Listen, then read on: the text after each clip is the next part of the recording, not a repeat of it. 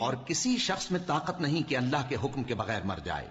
उसने मौत का वक्त मुकर्रर करके लिख रखा है, और जो शख्स दुनिया में अपने अमाल का बदला चाहे उसको हम यही बदला दे देंगे, और जो आखिरत में तालिब सवाब हो उसको वहां अजर अता करेंगे, और हम शुक्रगुजारों को अनकरीब बहुत अच्छा सिला देंगे।